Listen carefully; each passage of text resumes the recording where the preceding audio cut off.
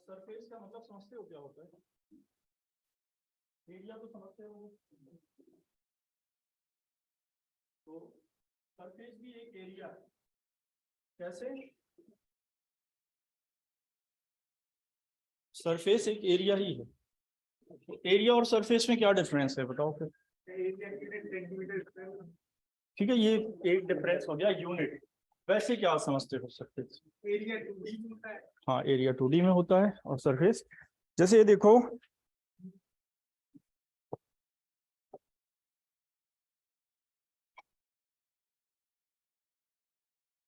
लिख लो heading surface.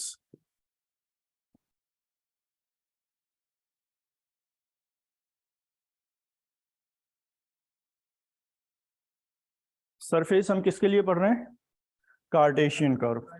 लिख लेना पूरा। सॉरी, एग्जाम में कार्टेशियन पोलर लिख के आता है। नहीं, वो तो पोलर तो पहचान जाओगे ना, कर्व इक्वेशंस।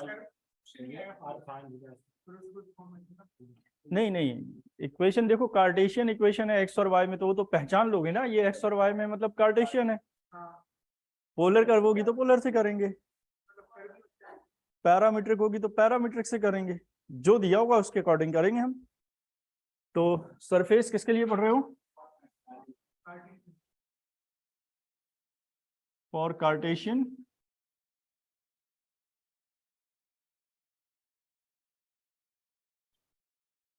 कर्व्स। चलो ये देखो, सबसे पहले तो एरिया बताओ। सपोज ये कोई रेक्टेंगल है, जैसे तुम लोग की कॉपी का पेपर, तो उसका एरिया फाइंड कर सकते हो क्या? लेकिन अगर पूरी कॉपी ही ले लो तो उसका एरिया आएगा क्या? ये पूरी कॉपी आ गई, तो इसका क्या आएगा? अरे वॉल्यूम क्या,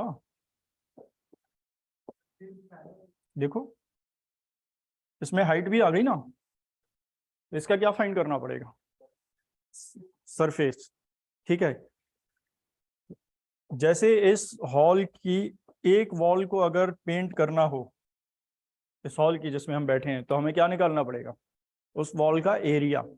लेकिन अगर हमें पूरा हॉल पेंट करना हो, तो फिर सारी वॉल्स का क्या फाइंड करेंगे? सारी वॉल्स का एरिया। तो ये कुछ ऐसा, मतलब जो इसमें फेसेस देख रहे हो ना, कितने? 6। उन सब का एरिया अगर ऐड कर दें हम, तो सरफेस बन जाएगा। समझ गए? तो सरफेस समझ गए। जैसे बॉल को पेंट करना है, तो बॉल एक क्या है? 3 डायमेंशनल सॉलिड है, तो उसका जो एरिया होगा उसको बोलेंगे सरफेस एरिया। इसीलिए सरफेस के आगे एरिया लिख देते हैं कभी कभी हम, सरफेस एरिया। ठीक है, तो 3 डायमेंशनल, जितने भी 3 डायमेंशनल सॉलिड होंगे उनका एरिया फाइंड करेंगे, तो उसको ही क्या बोलते हैं? 3 डायमेंशनल सॉलिड के एरिया को सरफेस एरिया कहते हैं। क्लियर हो गया होगा ये? लिखो फिर से पहले की तरह, 2 तरह से आएगा। क्या क्या? X axis y axis draw करो।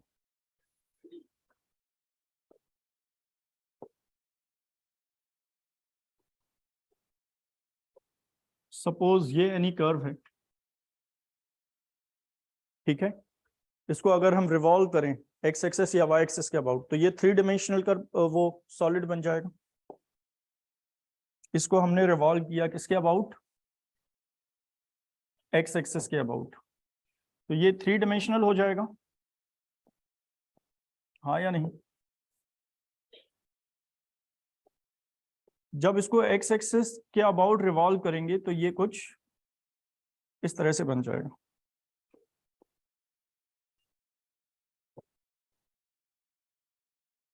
ठीक है, अब ये क्या है?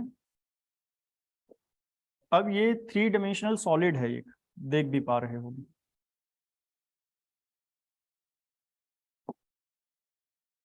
हाँ या नहीं? तो ये अब 3 डायमेंशनल सॉलिड है, इसका हमें क्या फाइंड करना है? सरफेस। इसका वॉल्यूम फाइंड करना सीख चुके हैं, अब इसका सरफेस फाइंड करेंगे। लिमिट इसकी एक्स एक्सेस में है तो x equal to a to x equal to b। Revolve किसके अबाउट किया गया है? x एक्सिस के, तो x एक्सिस पर ही लिमिट ले ली हमने, x एक्सिस y एक्सिस। दो पार्ट में करेंगे सरफेस। कर्व की इक्वेशन बताओ क्या होगी? Let y equal to F X be a given curve. लिखना let y equal to F x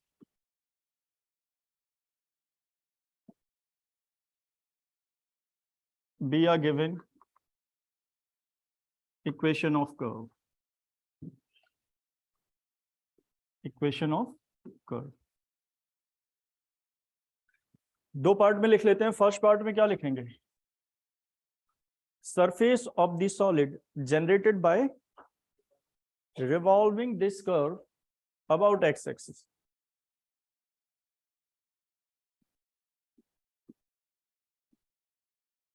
surface of the solid generated by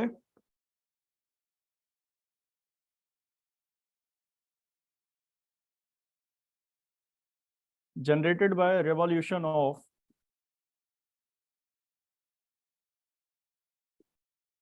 given curve, revolution of given curve about x-axis।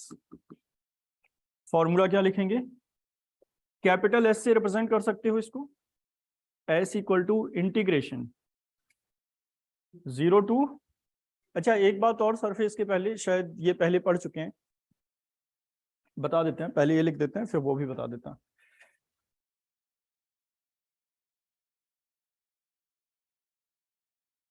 Zero to a, sorry, integration a to b 2 pi y ds। ठीक है, ये limit किस पर ले रहे हैं हम? x axis पर। तो इसमें dx का डिवाइड कर लेना और dx का मल्टीप्लाई। तो अब वेरिएबल ऑफ इंटीग्रल क्या हो गया? x। ठीक है, लेकिन हमें जरूरत पड़ेगी ds अपॉन dx की, जो कि हमें पता है। Integration a to b, integration a to b 2 pi y under root 1 plus dy upon dx whole square dx। ds upon dx कभी पढ़ा है या नहीं? डिफरेंशियल में पढ़ा था ना, एक बार फिर से लिखा देते हैं इसको।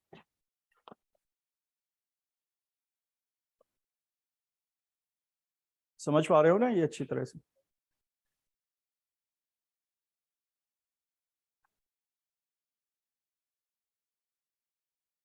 ds अपॉन dx कैसे फाइंड करते थे हम? एक ट्राइंगल की हेल्प से याद रखा था हमने। सपोज ये एक राइट एंगल ट्राइंगल है जिसमें ये सारे एलिमेंट्री पार्ट हैं, dx dy और ये ds। Angle psi first, dy upon dx equal to tan psi second, ds over dx equal to, नहीं ds ओवर, फिर ये बताने का क्या मतलब है? डायरेक्ट तो याद है ही तुम लोग को, ये तो इसलिए बता रहे हैं जिससे जो भूल गए हैं। ds upon dx hypotenuse upon base sec psi, और सेक साइ को लिख सकते हो under root 1 plus tan square psi. And tan psi किसके बराबर है? 1 plus dy upon dx whole square. ये हमने पढ़ रखा था।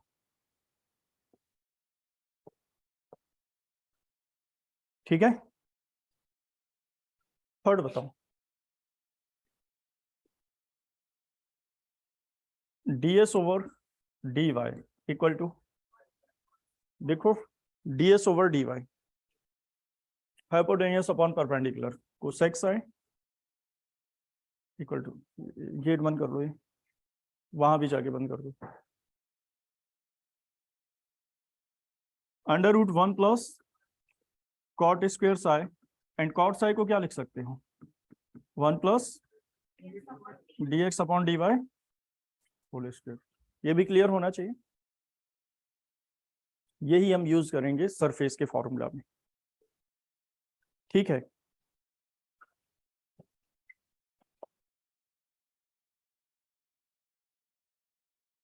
ये क्लियर हो गया, when revolving about x axis. Y axis के लिए लिखते हैं, बताओ कैसे आएगा, फिर से ड्रॉ कर लो।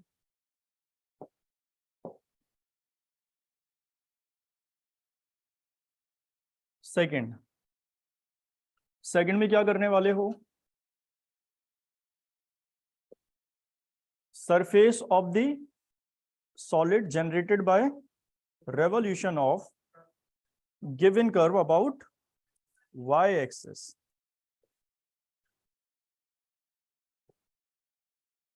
about y-axis।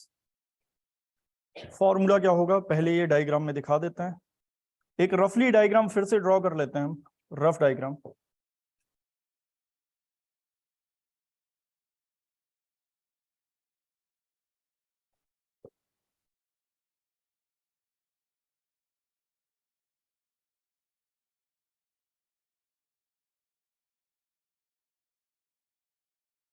फिर से x axis y axis draw कर ली,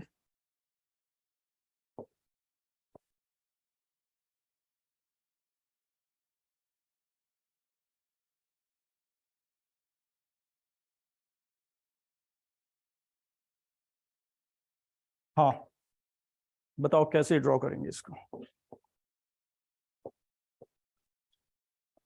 ये हमने एक्स वाई एक्सिस ड्रॉ कर ली, एक्स एक्सिस वाई एक्सिस।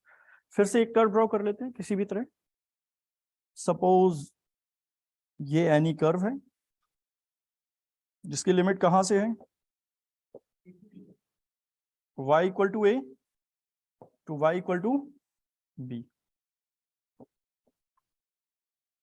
यही रहेगा क्या,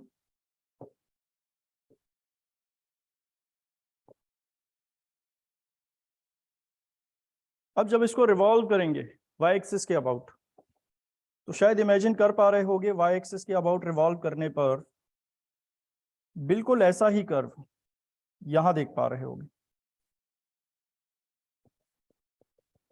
ऐसा कुछ, ठीक है।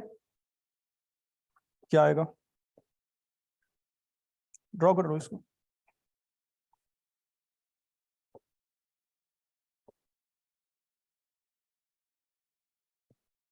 थ्री डिमेंशनल सॉलिड दिखाई दे रहा होगा एक इस तरह का,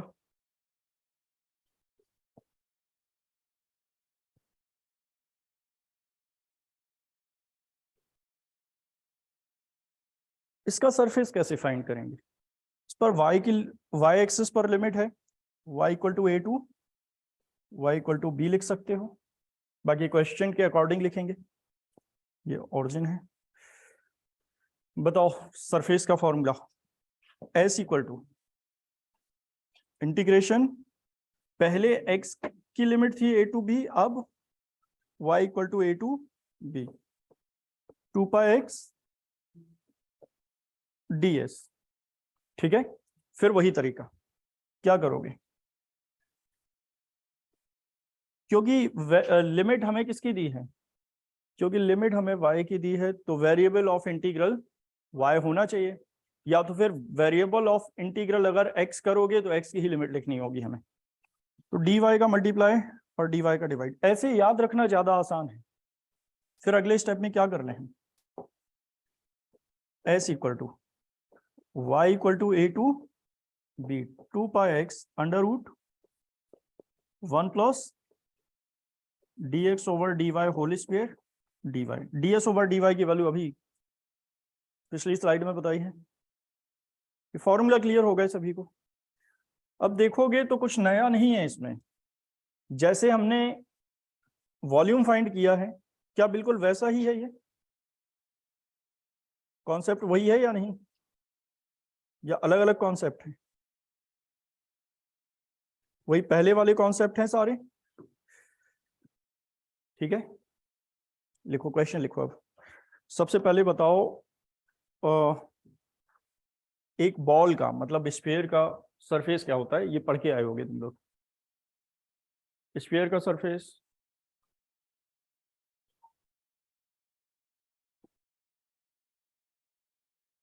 4 पाई ए स्क्वायर या आर स्क्वायर, जहां आर रेडियस है।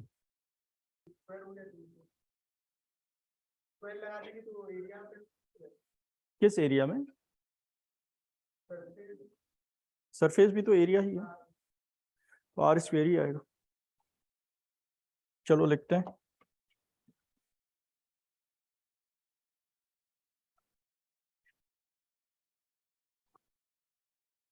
इसमें कोशिश करना कि ज्यादा से ज्यादा क्वेश्चन खुद से कर पाओ, क्योंकि जितनी जल्दी ये खत्म कर लोगे उतनी ही जल्दी हम नया स्टार्ट कर सकते हैं। वॉल्यूम हो गया, सरफेस। इसमें इतने क्वेश्चन नहीं है, 12 क्वेश्चन है, तो खत्म कर ही लोगे जल्दी ही।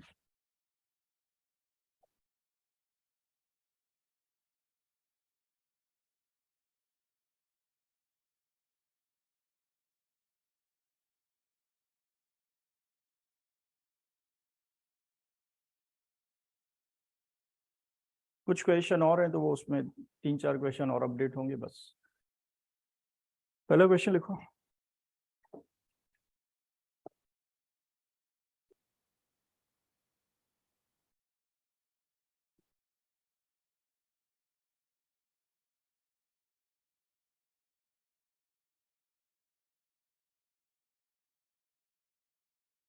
Find the curved surface of a hemisphere. एक कर्व्ड सरफेस होता है, एक टोटल सरफेस होता है। कर्व्ड सरफेस का मतलब समझते हो? हिंदी में बोलते थे वक्र पृष्ठ और संपूर्ण पृष्ठ। एक टोटल सरफेस होता है और एक कर्व कर्व का सरफेस होता है। कौन सा फाइंड करना है वो अभी दिखाते हैं। Find the curved surface of a hemisphere of radius A. तो पहले हमें ये पता होना चाहिए स्फीयर जनरेट किससे होगा? सर्कल से।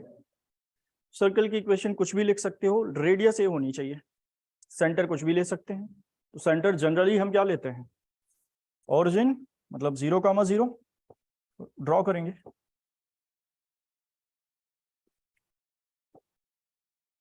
X axis, y axis, and hemisphere कैसे जनरेट होगा? हेमिस्फीयर फर्स्ट क्वाड्रेंट को रिवॉल्व करा दो। किसके अबाउट? फर्स्ट क्वाड्रेंट में जो सर्कल है, सर्कल का जो पार्ट फर्स्ट क्वाड्रेंट में है उसको एक्स एक्सेस या वाई एक्सेस के अबाउट रिवॉल्व कर देंगे, तो क्या बन जाएगा? हेमिस्फीयर। अब हम लोगों के पास दो चॉइस हैं, या तो एक्स एक्सेस के अबाउट रिवॉल्व करेंगे या फिर वाई एक्सेस के अबाउट। पहले फर्स्ट क्वाड्रेंट में ड्रॉ कर लेते हैं हम सर्कल। वैसे सर्कल ये हम पूरा ड्रॉ कर सकते हैं, बट हमें केवल कितने की जरूरत है? फर्स्ट क्वाड्रेंट, केवल ये वाले पार्ट की। इक्वेशन वही रहेगी, चाहे फर्स्ट क्वाड्रेंट का पार्ट लो या अपर हाफ का या पूरा सर्कल। जानते हो ये? अब इसको किसके अबाउट रिवॉल्व करना है? एक्स एक्सेस के अबाउट और वाई एक्सेस के अबाउट। अगर एक्स एक्सेस के अबाउट रिवॉल्व करोगे तो एक्स एक्सेस पर ही लिमिट लेंगे, वाई एक्सेस पर रिवॉल्व करोगे तो वाई एक्सेस पर लिमिट लेंगे। तो हम एक्स एक्सेस पर रिवॉल्व कर लेते हैं, ठीक है, इससे तो कोई फर्क नहीं पड़ता है। तो when revolving about x axis, जब एक्स एक्सेस पर रिवॉल्व करेंगे तो सेम पार्ट कहां आ जाएगा? ऐसे बन जाएगा, हाँ या नहीं? चलो यहां ड्रॉ ही कर लेते हैं, तो सेम रेडियस ड्रॉ है पहले से। जब एक्स एक्सेस पर ड्रॉ करोगे तो सेम पार्ट यहां बन जाएगा, हाँ या नहीं?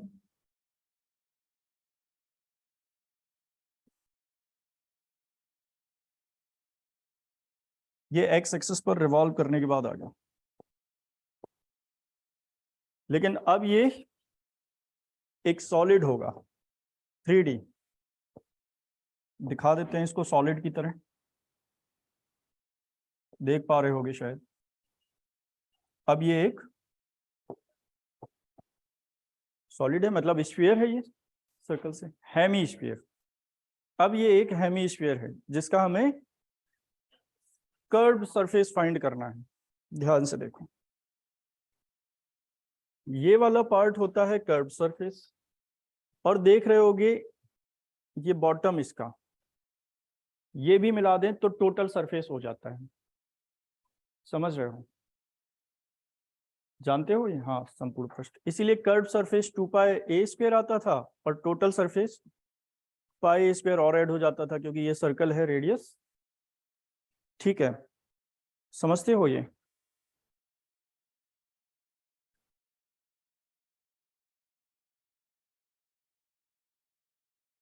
तो अगर हमें केवल कर्व पर कितना पेंट करना ये पता करना हो, इस पर कितना पेंट करना है इस सरफेस पर, तो हमें कर्व सरफेस निकालना पड़ेगा। और अगर टोटल कितना बॉटम में भी अगर पेंट करना है तो हमें टोटल सरफेस फाइंड करना पड़ेगा। क्वेश्चन के अकॉर्डिंग हमें फाइंड करना है कर्व सरफेस, तो हम कर्व सरफेस फाइंड कर लेते हैं। कर्व सरफेस कैसे आएगा? कर्व और एक्स एक्सिस से बाउंडेड एरिया है उसको रिवॉल्व करने पर एक हेमीस्फीयर बन गया। इस हेमीस्फीयर का हम जैसे वॉल्यूम फाइंड करते थे वैसे ही सरफेस फाइंड करना है। बस इस बार फॉर्मूला सरफेस का अप्लाई होगा। किस पर रिवॉल्व किया गया है? क्योंकि ये एक्स एक्सिस पर रिवॉल्व किया गया है तो एक्स एक्सिस पर ही limit x = 0 to x = a, यहां तक पहले से ही जानते हैं हम। ठीक है, तो बताओ क्या लिखना होगा अब हमें। Let equation of the circle of radius a is x² + y² = a², x² + y² = a², equation 1. Now surface of hemisphere, surface of hemisphere, बताओ कोई फॉर्मूला क्या बता रहे हो? कैपिटल एस से रिप्रेजेंट कर सकते हो। Integration 0 to a x = 0 to a 2πy ds। जो लोग डायरेक्ट लिखना चाहें √1 + dy/dx whole square into dx लिख सकते हो, या तो फिर इस तरह से लिख लो। अगले स्टेप में क्या कर लेंगे हम, क्योंकि x की लिमिट है तो dx का मल्टीप्लाई और dx का डिवाइड कर दिया, तो वेरिएबल ऑफ इंटीग्रेशन x आ गया और x की ही लिमिट है। अब हमें क्या करना पड़ेगा, ये पूरा इंटीग्रेंट का मतलब जिसको इंटीग्रेट करने वाले हैं, जिस फंक्शन को, उसको इंटीग्रेंट कहते हैं। इस पूरे इंटीग्रेंट को हमें x में चेंज करना पड़ेगा, हाँ या नहीं? x में चेंज करते हैं, s = 2π integration 0 to a y √ ds/dx का formula √1 + dy/dx whole square dx। पिछले वॉल्यूम और एरिया में हमें केवल क्या y की वैल्यू पुट करनी पड़ती थी, यहां पर बस एक छोटा सा काम बढ़ गया, y के साथ dy/dx भी पुट करना है। तो y से dy/dx फाइंड कर सकते हैं और यहाँ पुट कर देंगे। क्योंकि यहाँ √ होता है तो पहले से थोड़ा लेंथी हो जाएगा इंटीग्रेशन, लेकिन हमें तो हर तरह के इंटीग्रेशन आते हैं। सबसे पहले y फाइंड करें। Equation from equation first y² = a² - x²। ठीक है, ये तो y क्लियर हो गया होगा, लेकिन y की वैल्यू सबसे लास्ट में पुट किया करो, क्योंकि मोस्ट ऑफ द क्वेश्चन में y कैंसिल हो जाएगा। कैसे, ये समझ लो।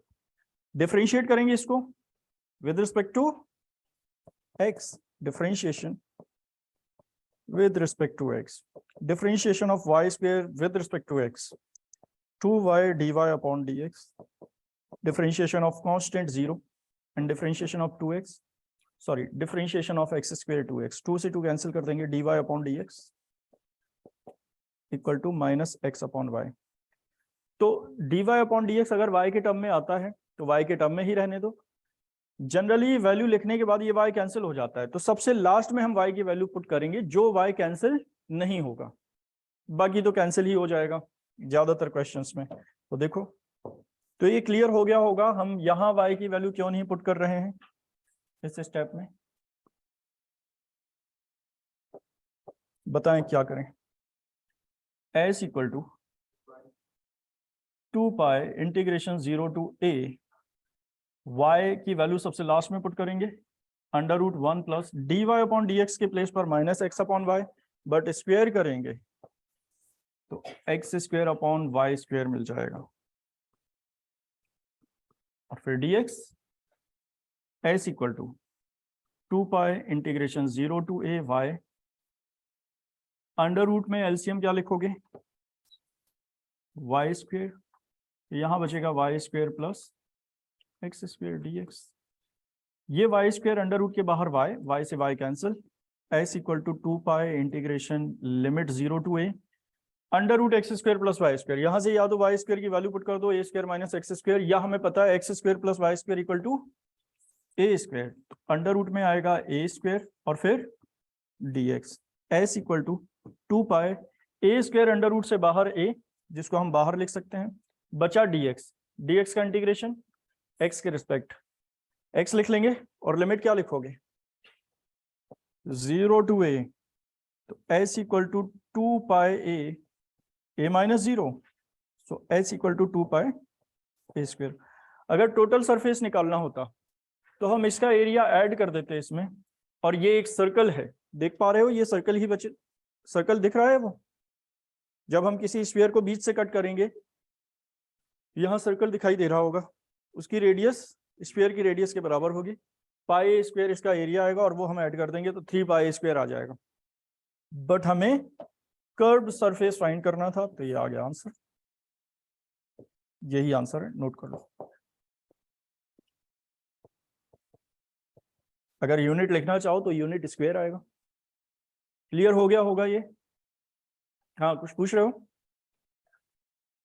वो जो सर्कल देख पा रहे हो उसका एरिया क्या होता है, पाई ए स्क्वायर, तो पाई ए स्क्वायर और ऐड कर देंगे अगर, तो फिर हमें ये वाला जो सर्कल देख रहे होगे ये सर्कल ही होगा ना, ये तो हो गया। तो आगे ये समझ गए होगे कुछ भी नया नहीं है, ट्रेसिंग हमें आती है, फॉर्मूला आ गया, इंटीग्रेशन हमें आता है, तो बहुत जल्दी इसको खत्म करो तो फिर हम आगे बढ़ पाए, लेंथ ऑफ आर्क पर आए फिर हम। तो इसमें बहुत क्वेश्चन नहीं बताएंगे, कुछ सिलेक्टेड क्वेश्चन बताएंगे, बाकी घर पे करने हैं तुम लोगों को। Question number 2, find the surface of sphere of radius A, surface find करना है पूरे स्फीयर का, तो इसका डबल हो जाएगा या लिमिट हम, हाँ हाँ वही तो कह रहे हैं, तो पहला हेमिस्फीयर था, अब स्फीयर है, उससे क्या है, हेमिस्फीयर क्या होता है, हाफ ना, किसी स्फीयर का हाफ, स्फीयर है तो ये कर लोगे 4 पाई स्क्वायर आ जाएगा। क्वेश्चन नंबर 3 लिखो।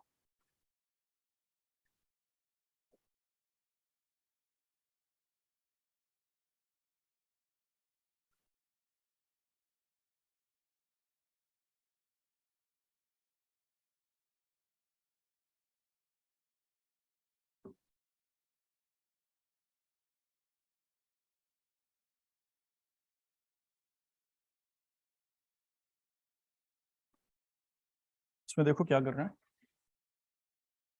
Show that the surface of spherical zone, spherical zone का मतलब समझ रहे हो, मतलब स्फीयर में कुछ बीच में कोई सेगमेंट स्फीयर का। अब एक बात बताओ, एक स्फीयर है सॉलिड, ठीक है, सॉलिड हमने लिख जरूर रखा है लेकिन जरूरी नहीं है सरफेस सॉलिड का ही फाइंड किया जाए। एक स्फीयर है सॉलिड और दूसरा हॉलो स्फीयर, हॉलो स्फीयर समझ गए, खोखला गोला, क्या दोनों का सरफेस एरिया सेम होगा? अरे सेम ही होगा सरफेस एरिया। बॉल एक है, कौन सी? कॉर्क? क्या कह रहे हो? सिंथेटिक? तो प्लास्टिक बॉल। एक हॉलो है और एक सॉलिड है। दोनों का सरफेस तो वही आएगा ना। सरफेस का मतलब ऐसे समझ लो कि उस पर कितना पेंट कर सकते हो, कितना कलर कर सकते हो, दोनों में बराबर ही आएगा। वॉल्यूम नहीं, वॉल्यूम मटेरियल का अलग आएगा। अरे अब तो मैं नहीं समझा सकता। पहले ये बताओ किस प्लेनेट की बात कर रहे हो? अर्थ की बात कर रहे हो? अर्थ में तो ऐसा ही होता है कि अगर ये देखो हॉलो है,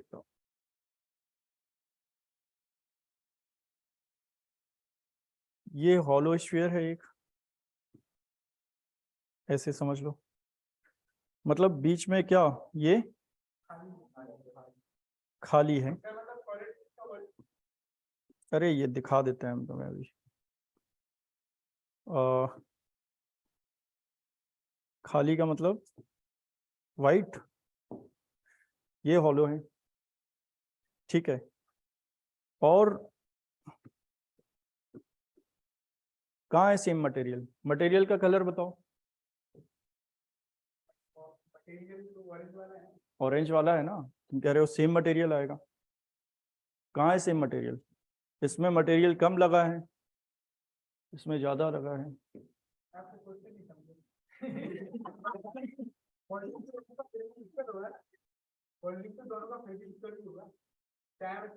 अरे गधे हो तुम, मतलब क्वेश्चन पहले समझते नहीं हो फिर कहते हो। हम ये कह रहे हैं मटेरियल का वॉल्यूम अलग होगा। वॉल्यूम का मतलब समझते हो ना, एक क्वांटिटी, कितना मटेरियल लगा है। ये पूछेंगे अगर कितने मटेरियल से बनी है ये बॉल, तो क्या सरफेस निकालोगे? क्या फाइंड करोगे? अरे जितना सामान नहीं बनेगा, मतलब कहाँ से, मतलब अरे ये होता है कि कितना मटेरियल, तो ये वॉल्यूम निकालना पड़ेगा इसका। और इसमें मटेरियल ज्यादा लगा है तो हम मटेरियल के वॉल्यूम की बात कर रहे हैं, समझ रहे हो? अब अगर ये सॉलिड है तो इसमें कितना क्या आएगा, वो तो पूरा मटेरियल है। अगर इसका वॉल्यूम निकालना हो, मटेरियल कितना यूज हुआ है, तो वॉल्यूम ही निकालोगे। लेकिन वॉल्यूम कैसे निकालोगे? ये पूरे का निकालोगे, फिर इसका निकालोगे और फिर माइनस करेंगे, क्योंकि ये हॉलो है। तब जाके फाइनली आएगा वॉल्यूम इसका क्या है, मटेरियल कितना लगेगा इसमें। वॉल्यूम का मतलब क्या है ये समझना। क्यों पूछेंगे इसका वॉल्यूम? यही तो पूछेंगे कितने मटेरियल से यूज होगा ये, कितनी कैपेसिटी होगी इसकी मटेरियल की। और यहां पर वरना वॉल्यूम पूछेंगे क्यों? वॉल्यूम का क्या काम है? यही तो काम है। सरफेस का क्या काम है? उस पर कितना कलर किया जा सकता है, कितना पेंट किया जा सकता है, ठीक है। तो ये कैसे पता करोगे? इसका वॉल्यूम और माइनस कर दोगे, और इसमें पूरे का, तो हॉलो का अलग होगा वॉल्यूम, समझ रहे हो? अब अगर ये तुम कह रहे हो कि उसमें कितना एयर आएगी या कितना वाटर आएगा, तो वो भी अलग अलग है।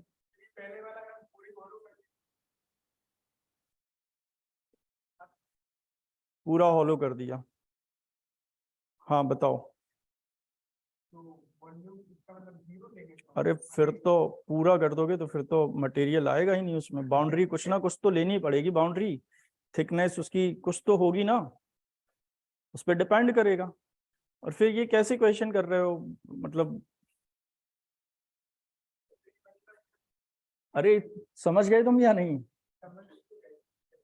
पहले ही समझ गए थे, फिर क्यों टाइम वेस्ट कर रहे हो बाकी सभी का और अपना?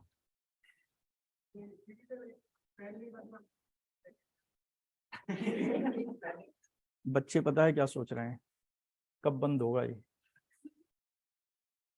वो तो ठीक है, नहीं सच में कि आगे बढ़ पाए। जल्दी पूछो जो पूछना है तो। बताया भी नहीं की बात। कई बार ये समझा चुके हैं, बीच में हम लोगों को नहीं बोलना है। कोई झगड़ा करोगे बाहर, दोनों को क्लास से निकाल देंगे, फिर दोनों को ही पता चल जाएगा गलती किसी की भी हो। अभी वो कहेगा तुम क्यों बोल रहे हो, दोस्त है। अच्छा चलो तो लिखो फिर, शो दैट द सरफेस, जो घर से पढ़ रहे हैं ऑडियो ठीक से सुन पा रहे हैं वो ये समझ गए कि वॉल्यूम किस लिए, अगर हमें पता करना हो कि ये प्रोडक्ट में कितना मटेरियल लगेगा तो वॉल्यूम निकालेंगे उसका, कितने मटेरियल से बनेगा। ठीक है, तो इस तरह की बात करो, ये हॉल तो हॉल फिर कभी बनेगा ही नहीं अंदर से। हाँ कोई गेट एट नहीं है, हॉलो हॉलो है तो वॉल्यूम कैसे निकालोगे, समझ गए कि कितना मटेरियल इसमें लगा होगा, कैसे निकालोगे, पहले बाहर तक ले लेंगे बाउंड्री हम, फिर अंदर और माइनस कर देंगे, पता चल जाएगा हमें। और अगर ये पता करना हो कैपेसिटी तब अंदर की बाउंड्री लेंगे केवल, क्या कैपेसिटी है इसकी, समझ गए होगे शायद अभी। अब बताओ क्या करें, इसमें क्या करें बताओ। सरफेस, लेकिन सरफेस दोनों में सेम रहेगा, बाहर का अलग अंदर का अलग, ये क्लियर है। अगर हॉलो है तो, ये तो समझ गए होगे शायद, हॉलो है तो बाहर का सरफेस अलग होगा अंदर का अलग। जैसे अभी हमने जो डायग्राम बताए थे, तो व्हाइट वाले में जो पेंट कर रहा हूँ, व्हाइट वाले मतलब अंदर वाली बाउंड्री में, तो कम पेंट लगेगा, बाहर ज्यादा लगेगा। ठीक है, लेकिन अगर केवल बाहर ही की बात कर रहे हैं, उसमें होता भी तो था एक्सटीरियर सरफेस, इंटीरियर सरफेस, ये सब कभी पढ़ा हो अगर तो। शो दैट, अब इसको करें हम, show that the surface of spherical zone contained between two parallel planes is 2 pi ah, where a is the radius of sphere, where a is the radius of sphere and h is distance between the planes. Show that the surface of spherical zone, एक spherical zone का surface find करना है, contained between two parallel planes, दो parallel plane के बीच में जो है, और उन पैरेलल प्लेन के बीच की जो हाइट है मतलब डिस्टेंस है वो h है। तो पहले हम एक हॉलो स्फीयर ड्रॉ करें। हॉलो स्फीयर क्या कैसे भी ड्रॉ कर सकते हैं, अब तो कुछ सरफेस निकालना है। पहले हम एक स्फीयर ड्रॉ करेंगे और स्फीयर से एक जोन निकाल लेंगे जिसकी हाइट क्या होगी, h होगी। हाँ हो सकता है, करते हैं सॉल्व। ड्रॉ करो पहले, सबसे पहले स्फीयर कैसे ड्रॉ कर पाओगे, पहले सर्कल की इक्वेशन लिखनी होगी, सर्कल ड्रॉ करना पड़ेगा, उसको रिवॉल्व करेंगे किसके अबाउट, एक्स एक्सिस और वाई एक्सिस, किसी के भी अबाउट रिवॉल्व कर सकते हैं। Let equation two the circle of radius a is x square plus y square equal to a square, x square plus y square equal to a square, equation 1 मान लेते हैं इसको। सर्कल ड्रॉ कर लो,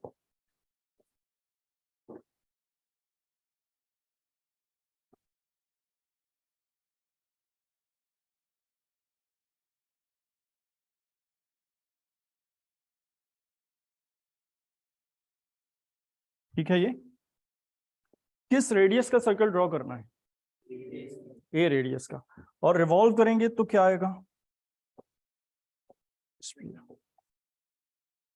ये देखो ए रेडियस ये ले लेते हैं हम, इतना काफी है। इस सेमी सर्कल को जब एक्स एक्सिस पर रिवॉल्व करोगे तो एक स्फीयर बन जाएगा, या पूरे सर्कल को रिवॉल्व करोगे तब भी स्फीयर ही बनेगा। समझ पा रहे हो ये, तो हमने रिवॉल्व कर दिया इसको, एक स्फीयर मिल जाएगा हमें। ये डॉटेड लाइन से दिखा देते हैं, रिवॉल्व करने के बाद ये क्या हो गया, एक स्फीयर। ठीक है, अब ध्यान से देखो जरा, एक स्फेरिकल जोन का सरफेस निकालना है, इसका वॉल्यूम भी निकालने को आ सकता था, तो वॉल्यूम का फॉर्मूला अप्लाई करते हैं हम। स्फेरिकल जोन क्या है, दो पैरेलल प्लेन के बीच में, ठीक है, जिनके बीच की डिस्टेंस h है, दो पैरेलल प्लेन के बीच में जिनके बीच की डिस्टेंस h है, बाकी कुछ नहीं दिया है। ठीक है, तो देखो पैरेलल प्लेन दो कैसे ड्रॉ कर सकते हो, यहीं पर ड्रॉ कर ले, सपोज एक ये ड्रॉ कर लिया हमने, बोलो हाँ या नहीं। एक ये कर सकते हैं ड्रॉ, और एक और ड्रॉ कर लिया, ये कितना भी आगे तक ड्रॉ कर लो। प्लेन का मतलब समझते हो, जैसे 2D में एक्स एक्सिस के पैरेलल कुछ ड्रॉ करोगे तो एक लाइन आएगी, 3D में एक्स एक्सिस के पैरेलल एक प्लेन आएगा। समझ पा रहे हो कैसे? एक्स एक्सिस के पैरेलल, जानते हो ये? सॉरी, एक्स एक्सिस नहीं, परपेंडिकुलर ऐसे नहीं, ये एक्स एक्सिस पर, हाँ परपेंडिकुलर, ठीक है। एक्स एक्सिस पर परपेंडिकुलर ड्रॉ करेंगे, x equal to a. 2D में x इक्वल टू ए का मतलब है एक्स एक्सिस पर परपेंडिकुलर लाइन ए डिस्टेंस पर, और 3D में प्लेन।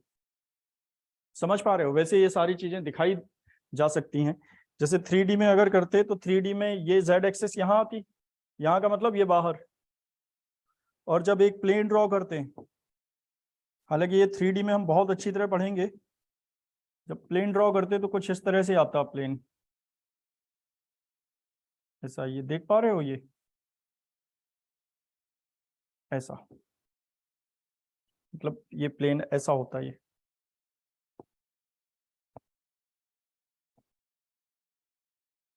चलो समझ गए होगे शायद, ऐसे प्लेन आता बाहर एक्स एक्सिस के पैरेलल। समझ रहे हो? 3D का काम है हालांकि। तो प्लेन से, दो प्लेन हैं जिनके बीच की हाइट, बीच की डिस्टेंस क्या है? h। दो प्लेन हमने ड्रॉ कर लिए जिनकी बीच की डिस्टेंस क्या लिखनी है? h।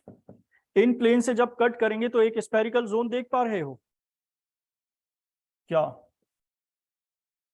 अभी ड्रॉ नहीं करना है, हम इसको और आसान करेंगे, ड्रॉ मत करो अभी, समझ लो।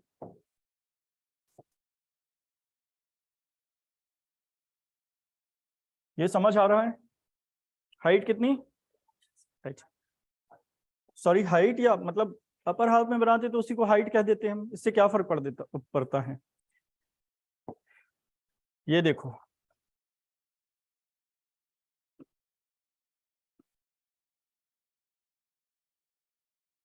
देख पा रहे हो?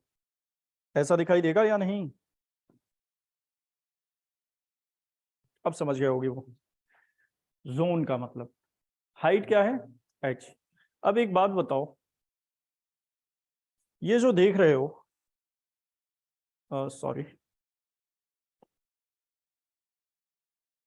ये जो स्पेरिकल जोन देख रहे हो, अगर हम इसको हटा के दिखाएं थोड़ी देर के लिए, ये जो स्पेरिकल जोन देख रहे हो, देखते हैं अगर आ जाता है ये केवल, अगर इसको शिफ्ट कर दें, जगह बदल दें इसकी, क्या हाइट चेंज हो रही?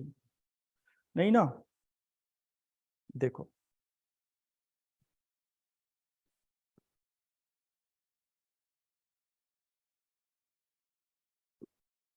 ये जो स्फेरिकल जोन देख रहे हो, अगर इसको हम यहां, अगर इसको यहां और फिर इसको यहां कर दें,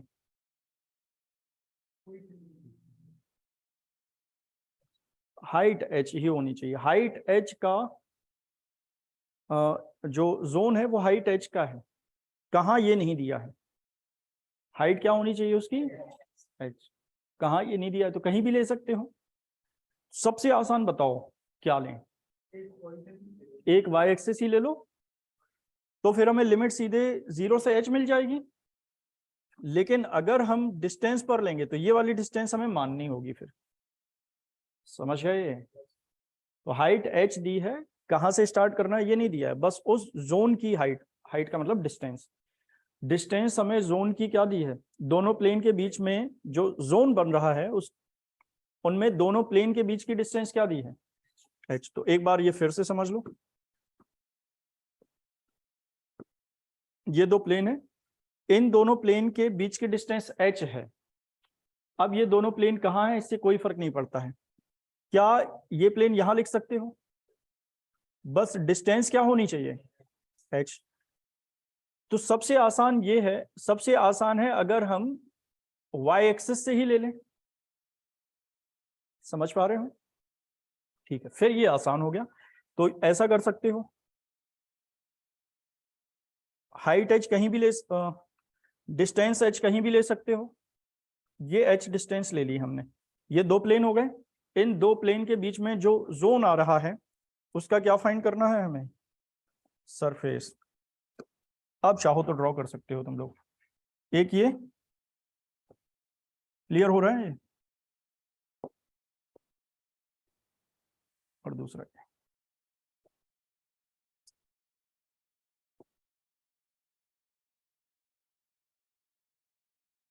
देख भी पा रहे होगे ये जोन एक। इसका क्या फाइंड करना है? सरफेस। कुछ भी मुश्किल काम नहीं है इसका। सरफेस मतलब अगर इसको हम इसको फिल करके दिखा दें तो शायद समझ भी पाओगे। यहां से यहां तक अगर देख पा रहे हो, ये बीच में एक सरफेस आ रहा है, देख पा रहे हो? ये यही फाइंड करना है। ऐसे दिख रहा होगा, चलो लिखेंगे।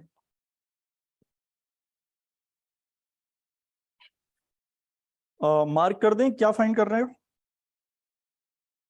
कौन सा सरफेस फाइंड कर रहे हो? ये जो मार्क कर रहे हैं, इनके बीच का, इनके बीच की डिस्टेंस कितनी है, ये फाइंड करने वाले हैं। ये दो प्लेन आगे शिफ्ट कर सकते हो, लेकिन उनके बीच की डिस्टेंस h ही रहनी चाहिए।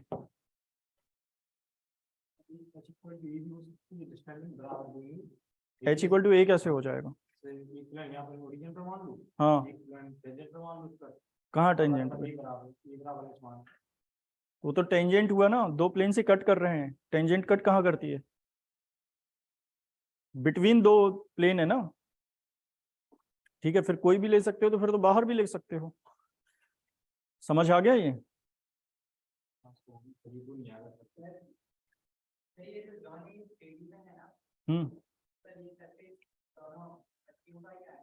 हम्म नहीं, दोनों पट्टियां मतलब ये दो सर्कल, इनका क्यों आएगा? अरे समझ नहीं रहे हो?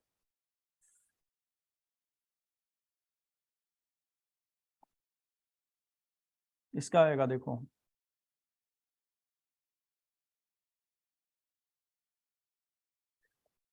दिखाई दिया अब?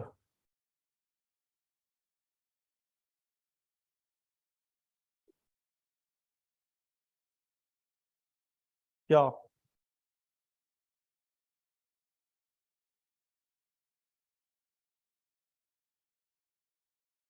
अब समझ आया? ये आएगा।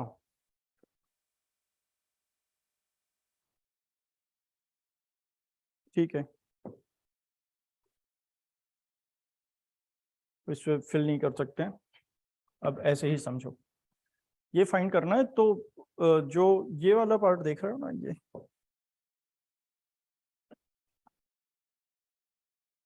ये वाला पार्ट, इसमें कितना? वो तो टोटल सरफेस थोड़ी ना पूछा जाता है। जो प्लेन से कट कर दिया तो कट कर दिया बस। क्या आएगा?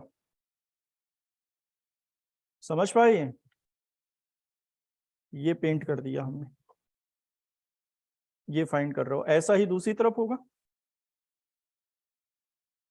हाँ बताओ, तुम बताओ, समझ गए? टाइम खराब कर रहे हो तुम लोग, करो जल्दी।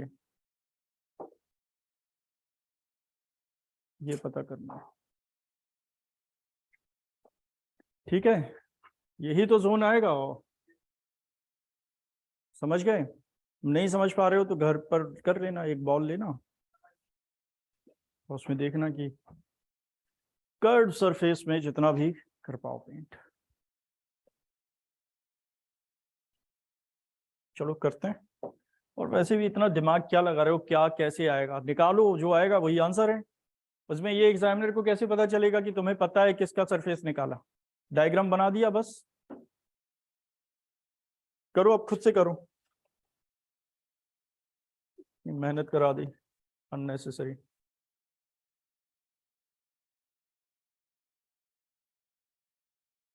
साफ दिखाई दे रहा है फिर भी नहीं समझ पाते हो।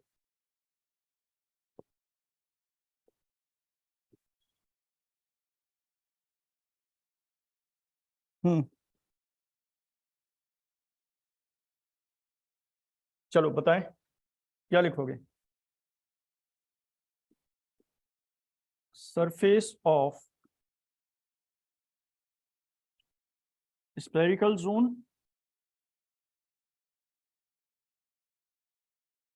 Surface of spherical zone of height h, और हाइट h का मतलब समझ पा रहे होगे शायद, मतलब प्लेन के बीच की distance, s equal to integration x equal to 0 to x equal to h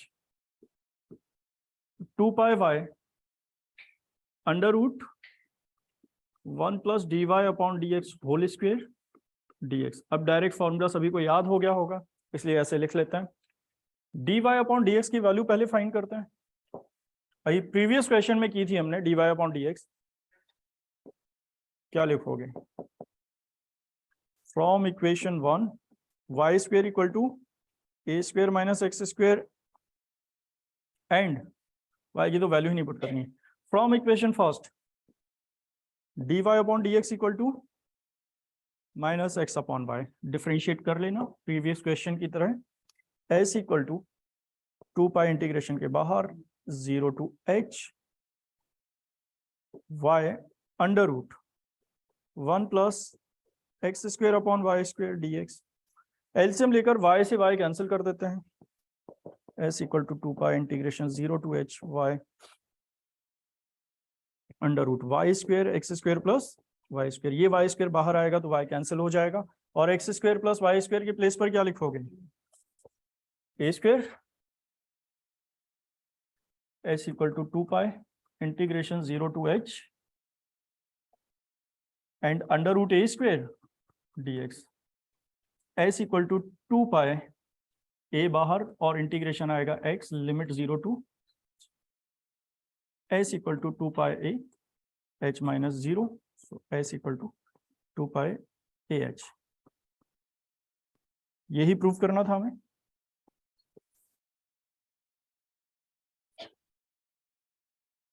question clear हो गया होगा अच्छी तरह से, ठीक है। कुछ मुश्किल काम नहीं है उसमें, स्पेरिकल जोन है एक और साफ दिया हाइट h है उसकी। अब हाइट h कहीं भी लिख लो। जो लोग देखो, एक बात समझ लो अच्छी तरह से, हो सकता है कुछ लोग पहला प्लेन y एक्सिस पर ना लें, मतलब x इक्वल टू 0 पर ना लें, तो वो क्या लेंगे? कुछ आगे लेंगे। हो सकता है पहला प्लेन ये है, दूसरा ये है, तो ये हाइट हमें नहीं पता होगी, ये कुछ एज्यूम करनी पड़ेगी। सपोज उस हाइट को हमने अल्फा लिख लिया, ठीक है, पहला प्लेन ये है, और अगर ऐसे दिखा देते हैं उसको, अगर ये प्लेन इसके आगे होता, अगर ये प्लेन इसके आगे लिखते हैं, अब इनके बीच की हाइट h अगर लेते हैं, तो ये वाली डिस्टेंस नहीं पता थी हमें, तो ये वाली डिस्टेंस नहीं पता है, इसको कुछ एज्यूम करना पड़ेगा। सपोज हमने वो हाइट, वो डिस्टेंस अल्फा मान ली, और इनके बीच की डिस्टेंस क्या है? h, तो alpha two alpha plus h हो जाएगा या नहीं? और पूरा यही सॉल्व होगा जब इसमें लिखोगे alpha two alpha plus h, तो आएगा alpha plus h minus alpha. Final answer वही आएगा, किसी भी तरह सॉल्व करेंगे। क्लियर हो गया? क्योंकि कैलकुलेशन इससे आसान हो जाएगी तो हमने ऐसे किया है। अब ये क्लियर हो गया होगा कि ये दोनों प्लेन कहीं भी ले सकते हैं स्फीयर के अंदर, लेकिन स्फीयर से बाहर नहीं, स्फीयर को कट करना चाहिए। क्लियर है ये? चलो आगे करते हैं। क्वेश्चन नंबर था ये 3 था। Find the area, area of the surface मतलब सरफेस एरिया। कुछ लोग एरिया का मतलब समझते हैं, वो एरिया फाइंड करना है। एरिया ऑफ द सरफेस मतलब सरफेस ही फाइंड करना है। Form by the revolution of the parabola about x-axis by the arc from vertex to one end of latus rectum। कैसे करेंगे? कराएं इसको पूरा, कहां से कहां तक? 0 से एक एंड लेटस रेक्टम का, लेटस रेक्टम के एंड तक सभी समझते हैं, ये हो जाएगा। यहां से लेटस रेक्टम के एक एंड तक करना है सरफेस, या इसको रिवॉल्व करने पर, एक बार फिर से पढ़ देते हैं। Find the area of the surface form by the revolution of, ठीक है, इसको किसको रिवॉल्व करना है? पैराबोला को x इक्वल टू 0 से लेकर लेटस रेक्टम के एक एंड, मतलब x इक्वल टू a तक, यहां तो x इक्वल टू a ही होता है ना, इस वाले पार्ट को रिवॉल्व करना है, तो ये ऐसा बन जाएगा। अब x equal to 0 to x equal to a लेकर जैसे वॉल्यूम निकालते थे वैसे ही निकालेंगे, बस फॉर्मूला बदल जाएगा यहाँ पर। करना है इसको और देखते हैं आगे। Find the curved surface of the solid generated by the revolution of x-axis. अच्छा, revolution about the x-axis of the area bounded by x-axis and the parabola and the ordinate x equal to h.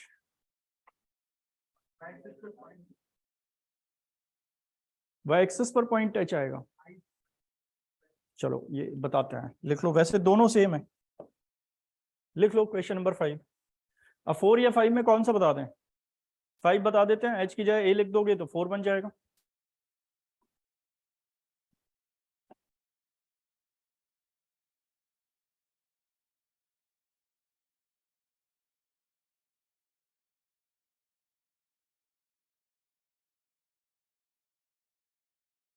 Find the curved surface of the solid generated by the revolution about x-axis of the area bounded by x-axis and the parabola and the ordinate x equal to h। तो पहले हम draw कर लेते हैं, क्या क्या draw करना है? Parabola x axis and ordinate x equal to h। Latus rectum नहीं है इसमें, एक्स वाई एक्सिस ड्रॉ करेंगे, फिर पैराबोला,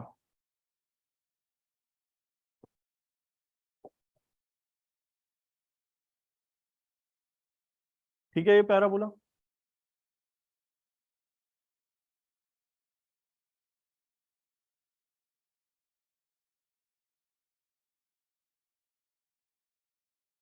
अब बताओ,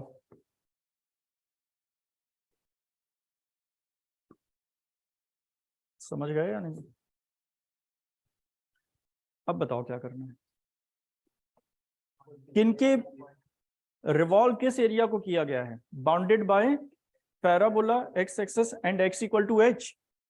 तो 3 लाइन ड्रॉ करो, मतलब ये तीनों कर्व ड्रॉ करो, तीनों को ड्रॉ करो और फिर चेक करेंगे हम क्या एरिया आ रहा है, उसको x एक्सिस के अबाउट रिवॉल्व कर देंगे, ठीक है। तो ध्यान से देखो इसको, सबसे पहले x एक्सिस हाईलाइट कर लेते हैं, एक तो x एक्सिस,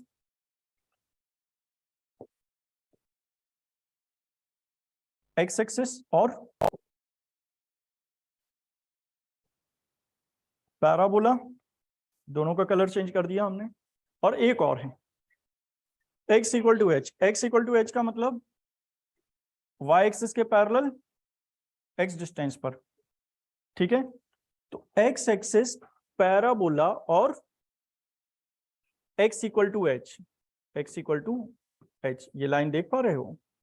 इन तीनों से बाउंडेड एरिया ये वाला है, इसको रिवॉल्व करेंगे x एक्सिस के अबाउट, तो ये एक सॉलिड बन जाएगा। किस तरह का सॉलिड बन जाएगा ये शायद देख पा रहे होगे, ये और आगे तक कर लेते हैं, और अब ये एक सॉलिड है, समझ पा रहे हो? बस इसका हमें क्या फाइंड करना है? Surface, curved surface. Curve surface ही आता है फॉर्मूला से, अगर हमें टोटल सरफेस निकालना है तो फिर इस सर्कल का एरिया ऐड करना पड़ेगा,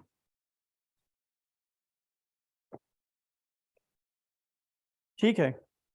लिमिट बताओ इसकी, क्योंकि ये ordinate x equal to h है, तो ये डिस्टेंस h है, x इक्वल टू यहाँ क्या आएगा 0 और x इक्वल टू h, चाहो तो capital X capital Y axis लिख लेना, और ये ऑरिजिन है। क्या फॉर्मूला अप्लाई करेंगे? सबसे पहले लिख लेते हैं equation to the given parabola is y square equal to 4ax, equation 1.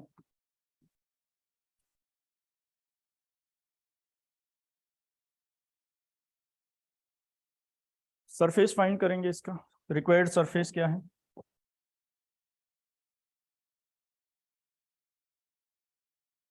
Required surface capital S equal to integration x equal to 0 to h 2 pi y under root 1 plus dy upon dx whole square dx।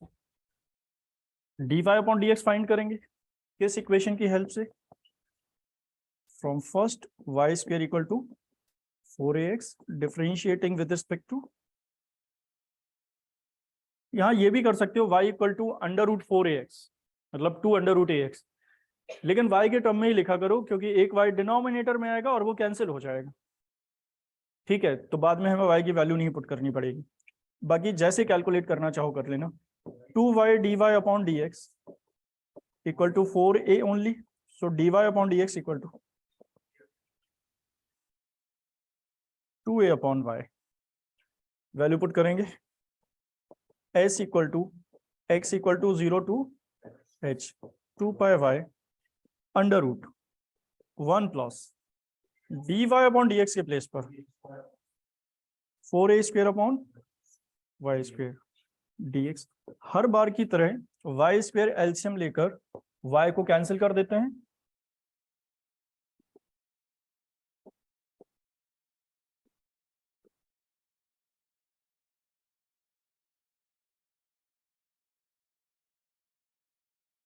लिखो आगे s equal to 2 pi integration से बाहर limit 0 to h y under root LCM आएगा y square, so y square plus 4a square dx। y square बाहर लिखेंगे तो ये under root के बाहर लिखोगे y स्क्वायर को तो y कैंसिल हो जाएगा। अब कंप्लीटली इंटीग्रेंड को x में चेंज करना है तो y स्क्वायर की वैल्यू पुट कर देते हैं, s equal to 2 pi integration 0 to h under root के अंदर y स्क्वायर के प्लेस पर 4ax plus 4a square dx, s equal to 2 pi integration 0 to h, क्योंकि अंडर रूट के अंदर x की पावर 1 है, ये लीनियर है इसलिए इसमें कुछ पुट करने की जरूरत नहीं है, हालांकि पुट करके भी कर सकते हैं, डायरेक्ट इंटीग्रेट हो जाएगा ये। तो बताओ क्या कॉमन ले लेना चाहिए? 4a कॉमन लेंगे तो अंडर रूट के अंदर ही आएगा और अंडर रूट में बचेगा x plus a dx, s equal to 2 pi और 4a को क्या लिखोगे 2 under root a integration 0 to h, चाहो तो इसको x प्लस ए होल पावर 1/2 लिख सकते हो। अब इसका इंटीग्रेशन डायरेक्ट कर सकते हैं, 4 pi under root a x plus a का इंटीग्रेशन, हालांकि x equal to a tan square theta put करके भी कर सकते हैं, डायरेक्ट कर सकते हो x plus A whole power 3/2 upon 3/2 limit 0 to h s equal to 4 pi under root A और ये 2/3 आ जाएगा। लिमिट अप्लाई करो, x के प्लेस पर h लिखो सबसे पहले, h प्लस ए होल पावर 3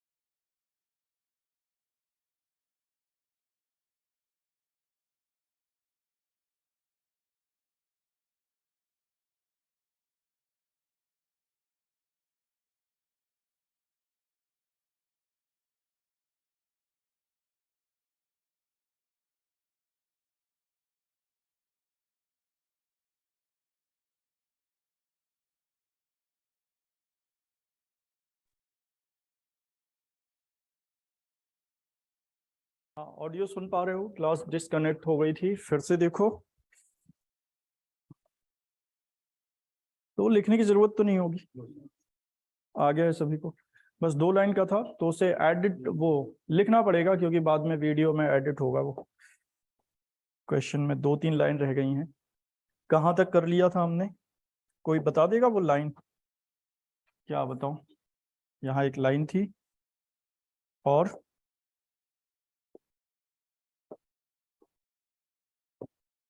एक मिनट। हाँ बोलो। बाद में एडिट हो जाएगा उसमें, इसलिए लिख देते हैं। एस इक्वल टू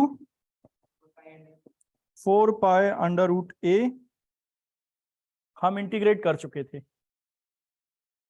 ब्रैकेट के अंदर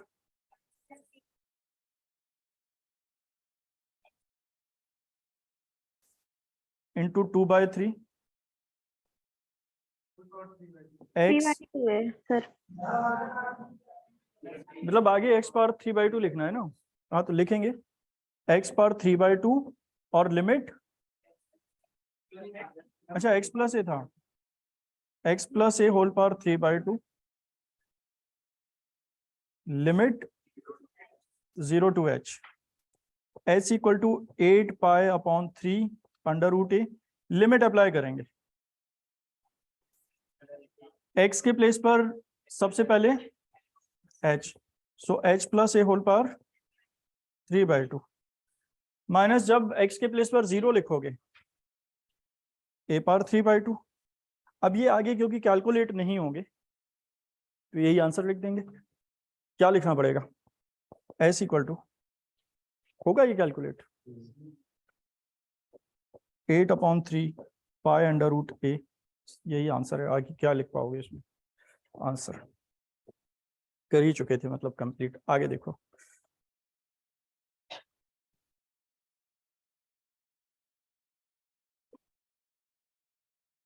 तुम लोग का कल सेशनल था क्या, या परसों?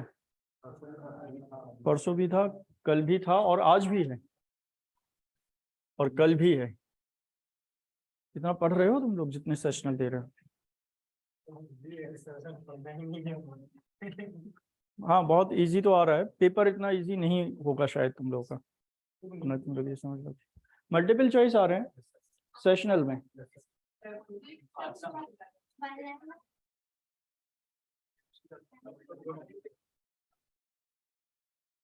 मतलब फॉर्मेलिटी हो रही है, सीधी बात ये है। तुम लोग तो नहीं कर रहे हो ना फॉर्मेलिटी, तुम लोग तो पढ़ के जा रहे होगे, क्योंकि पहले सेशनल में ये लगता है ना इतना आसान है क्या पढ़ के जाना। तो सेशनल के लिए नहीं जा रहे हैं हम, पढ़ने के लिए जा रहे हैं, ठीक है। आगे एग्जामिनेशन के लिए भी नहीं कर रहे हो कि एग्जामिनेशन केवल देना है, हालांकि ये सब काम तो आएगा ही आगे। अभी से प्रिपरेशन कर लो। क्वेश्चन बताओ कौन सा किया था अभी हमने? 5th क्वेश्चन किया था। 6th क्वेश्चन है find the surface generated by the revolution of the arc of catenary. ये करा देते हैं। देखो ये क्वेश्चन जो अभी हमने किया है, इसमें हाइट क्या थी? x इक्वल टू एच, मतलब ऑर्डिनेट था x इक्वल टू एच। जब क्वेश्चन नंबर 4 करेंगे तो 4 में x इक्वल टू एच के प्लेस पर x इक्वल टू ए आ गया। Latus rectum x equal to a पर होता है ना, तो अगर हम देखें a लिख दें यहाँ पर तो वही आंसर आ जाएगा। बाद में a लिखने के बाद a पावर 3/2 कॉमन हो जाएगा, क्योंकि ये 2a होल पावर 3/2 बन जाएगा, और 2 पावर 3/2 बन जाएगा 2/√2। समझ गए? तो वही क्वेश्चन है ये। क्वेश्चन नंबर 6 लिख लो।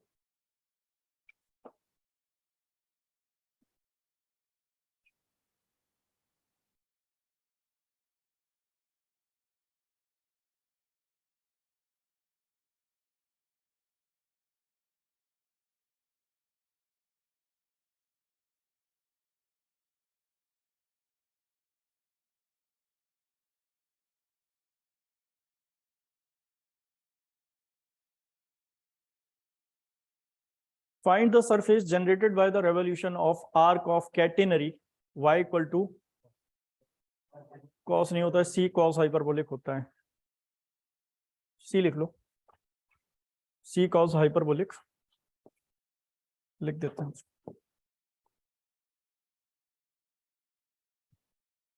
कैटेनरी के बारे में हम बहुत डिटेल में पढ़ेंगे। कैटेनरी पर पूरा चैप्टर है, इस कर पर पूरा चैप्टर पढ़ेंगे मैकेनिक्स में।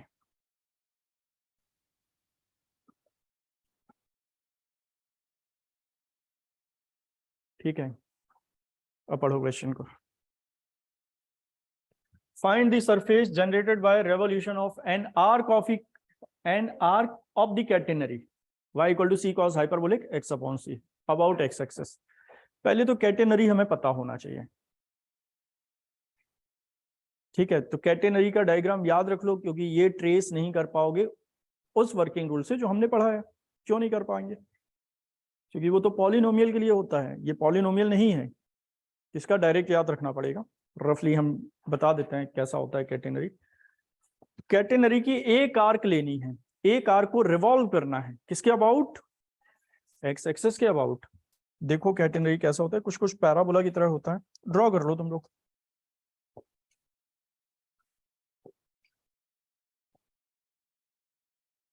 एक्स एक्सेस, वाई एक्सेस,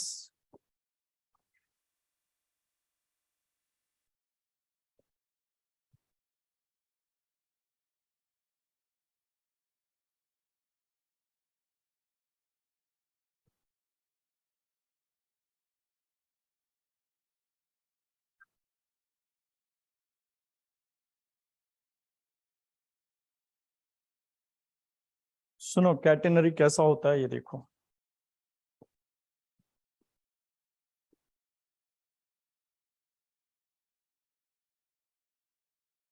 कुछ कुछ ऐसा होता है कैटेनरी। सर्कल की तरह नहीं दिखना चाहिए बस, इसलिए ये ऐसा ड्रॉ कर रहे हैं।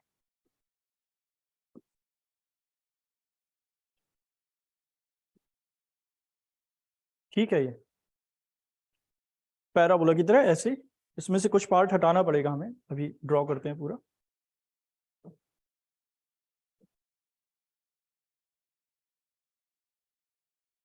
ये होता है कैटेनरी, वाई से कुछ हाइट पर।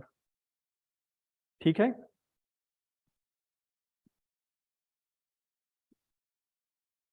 आगे भी क्वेश्चन आएंगे तो इस डायग्राम को याद रखोगे तो ज्यादा बेटर होगा। सिमेट्रिकली दिख रहा है डायग्राम, ये 180 एंगल, 0 एंगल। ये हाइट होती है सी, इसका मतलब ये पॉइंट क्या हो जाएगा? 0, सी, एक्स एक्सिस, वाई एक्सिस, ओ। ठीक है, बाकी सब कुछ क्या है इसमें? सेगमेंट, एक सेग होता है, स्पैन होता है, उनकी जरूरत नहीं है तुम लोग को। ये क्लियर हो गया? इसकी एक आर्क क्या करना है?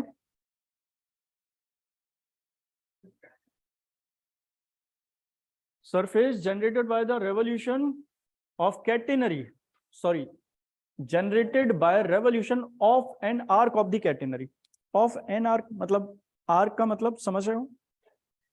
इसकी कोई भी एक पोर्शन ले सकते हैं।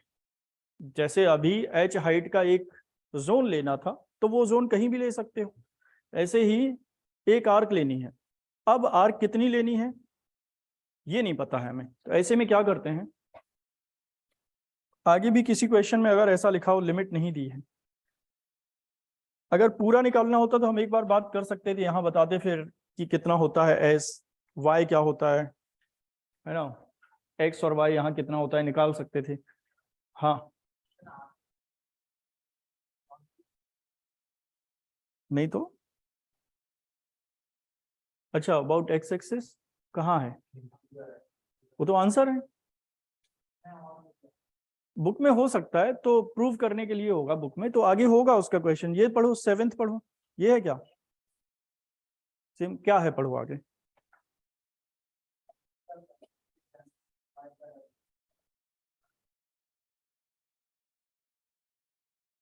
ठीक है, एक्स अपॉन ए,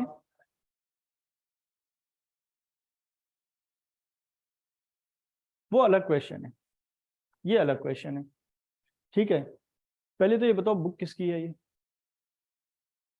बंद कर लो जल्दी। उससे क्या होता है, टाइम वेस्ट ही होता है केवल। हम जब सारा कुछ बता देंगे तो कुछ मिलेगा नहीं तुम लोगों को, कोई फायदा नहीं है बुक से, या तो बुक से ही पढ़ लो, है ना। अगर ये कर लोगे तो वो हम होमवर्क में दे देंगे, हम केवल ये कह देंगे लिमिट तुम लोग ए से बी वाला तो कर लोगे, ये वाला नहीं कर पाओगे। ए से बी वाला तो हम बताएंगे भी नहीं तो भी कर लोगे, क्योंकि लिमिट पता है और कर्व भी पता है, ट्रेस ही नहीं करना है उसमें। तो समझ रहे हो, तो क्वेश्चन वो कंप्लीट है। आगे ए से बी वाला भी कहीं ना कहीं दिया होगा तो वो भी देख लेना। ये 7th वाला ही क्वेश्चन है, वही तो बोल रहे हैं कि इसके आगे कंटिन्यूअसली दिया हुआ है। इसके आसपास और भी क्वेश्चन उसमें दिए हैं हाइपरबोलिक के, वो क्यों नहीं देखा?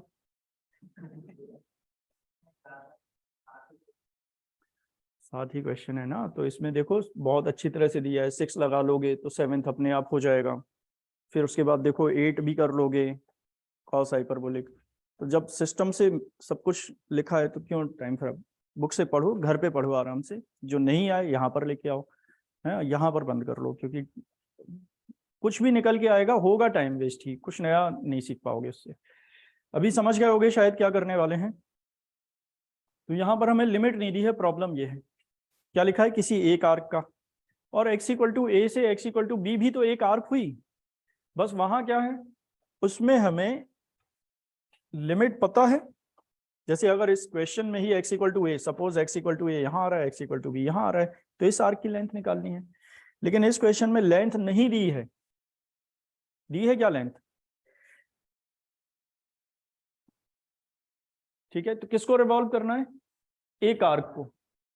आर्क क्या होगी डिसाइडेड नहीं है, कोई भी ले सकते हैं। तो हम एक काम करते हैं, आर्क का इनिशियल पॉइंट ये ले लेते हैं, ये क्योंकि जानते हैं हम, और एनी आर्क है इसलिए ये मत लेना, क्योंकि ये तो फिक्स हो जाएगा। फिर एनी आर्क का मतलब फिक्स नहीं है लेंथ कितनी है, तो हम बीच में कहीं ले लें, हाँ या नहीं। अगर एनी पॉइंट इस पर लिखोगे कार्टेशियन का तो x, y ही लिखोगे। जब भी लिमिट नहीं दी हो तो x के प्लेस पर x और y के प्लेस पर y रहने दो। अगर y की लिमिट लेकर सॉल्व करोगे तो लिमिट हो जाएगी c टू y, और x की लिमिट लेकर सॉल्व करोगे तो लिमिट हो जाएगी 0 टू x। समझ पा रहे हो?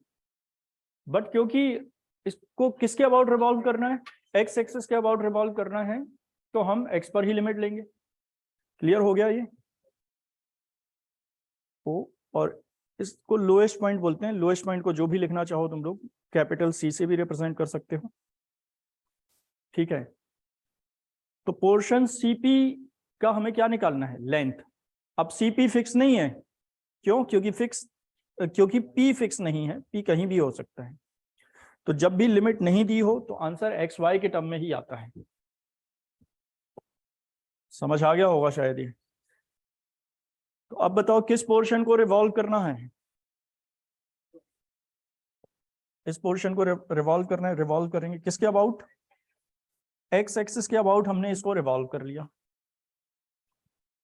तो क्या सेम यही डायग्राम 4th क्वाड्रेंट में बन जाएगा? देखते हैं ड्रॉ करके।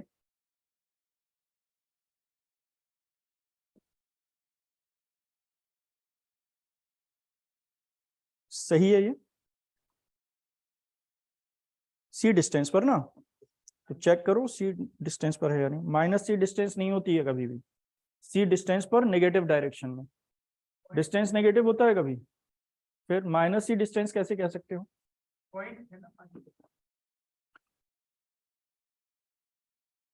-C डिस्टेंस स्टेटमेंट ही गलत है, पकड़ ले जाएंगे बाहर अगर -C बोलोगे तो। आगरा ले जाएंगे सीधे, आगरा। अब बरेली में है क्या सबसे बड़ा? अब आप बरेली में है शायद, तो बरेली ले जाएंगे। मतलब -C होती है डिस्टेंस, हाँ। तो -C डिस्टेंस नहीं कह सकते हो, ये कह सकते हो डिस्टेंस C कहाँ पर, नेगेटिव डायरेक्शन में। डायरेक्शन नेगेटिव होती है, डिस्टेंस नेगेटिव नहीं होती। ये क्लियर हो गया सभी को?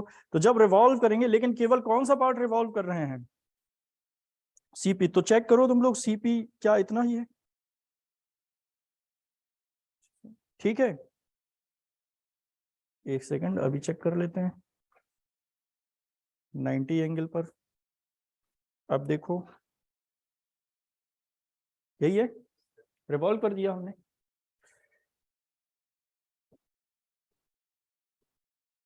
बिल्कुल ऐसा ही इस तरफ बन जाएगा, बोलो हाँ या नहीं।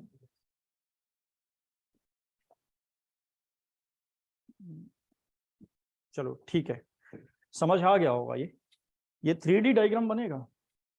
तो देखो ध्यान से, अब किसका सरफेस फाइंड करना है हमें, ये वाला।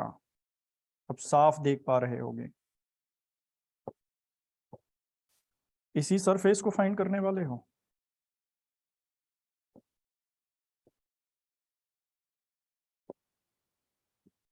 हाँ या नहीं, ये वाला सरफेस जो देख रहे हो।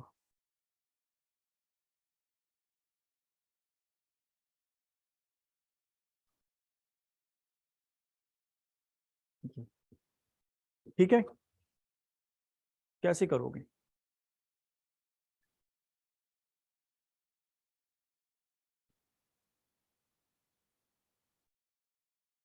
Equation two the given curve to the catenary is y equal to c cos hyperbolic x upon c, equation 1।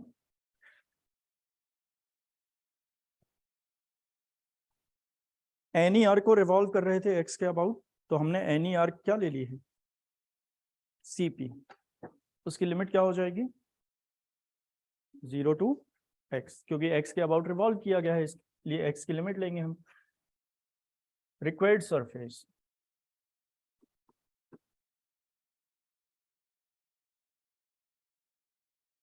s equal to integration x equal to 0 to x 2 pi y under root 1 plus dy upon dx whole square dx। यहाँ पर y की value बाद में put करनी ही पड़ेगी, क्योंकि इस बार y cancel नहीं होगा, देख पा रहे होंगे। dy अपॉन dx फाइंड कर लेते हैं from equation 1। y equal to c cos hyperbolic x by c, differentiating with respect to x, so dy upon dx क्या आएगा, c cos hyperbolic, c constant है, cos हाइपरबोलिक x का differentiation sin hyperbolic x upon c का again 1 upon c। तो dy upon dx मिल गया हमें sin hyperbolic x upon c, value put कर देते हैं s equal to integration 0 to x 2 पाई। अब ये y कैंसिल नहीं होगा, तो सबको हम x में चेंज कर लेते हैं, करना ही पड़ेगा x में, क्योंकि वेरिएबल ऑफ इंटीग्रेशन x है। 2 pi c cos hyperbolic x upon c under root के अंदर 1 plus sine hyperbolic square x upon c। Sine square h x by c मत लिखना, sine hyperbolic square x by c है, h पर square लगाना पड़ेगा हमें dx। अब एक फॉर्मूला सभी ने पढ़ रखा है, cos hyperbolic square theta minus sine hyperbolic square theta equal to 1। So cos hyperbolic square theta होगा 1 plus sine hyperbolic square theta. 1 plus sine hyperbolic square theta बन जाएगा cos hyperbolic square theta. 1 plus sine hyperbolic square theta किसके बराबर हो जाएगा, cos hyperbolic square theta. Value put करते हैं, s equal to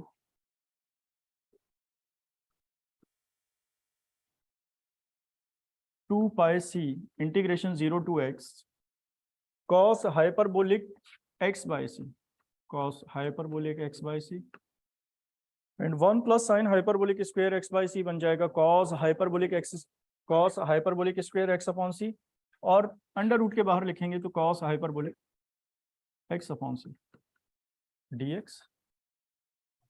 ये भी क्लियर होना चाहिए। s equal to 2 pi c integration 0 to pi cos hyperbolic square x upon c dx, 0 to x है ये। जैसे cos स्क्वायर थीटा का इंटीग्रेशन करते हैं हम, वैसे ही ये पहले पार हटानी पड़ेगी हमें। कॉस स्क्वायर थीटा को कैसे फाइंड करते थे? कॉस टू थीटा से। इसका भी फॉर्मूला होता है cos hyperbolic two theta equal to 2 cos hyperbolic square theta -1। सो कॉस हाइपरबोलिक स्क्वायर थीटा क्या होगा? 1 plus cos hyperbolic two theta upon 2। But अगर ये साइन हाइपरबोलिक स्क्वायर थीटा होता तो उसमें 1 plus sine hyperbolic square theta formula apply करते हैं, प्लस होता है बीच में, ये सेम रहता है कॉस वाला फॉर्मूला। अगर यहां वैल्यू पुट करोगे तो क्या लिखना होगा? 2 pi c integration 0 to x cos hyperbolic square x by c को इस फॉर्मूला से लिखो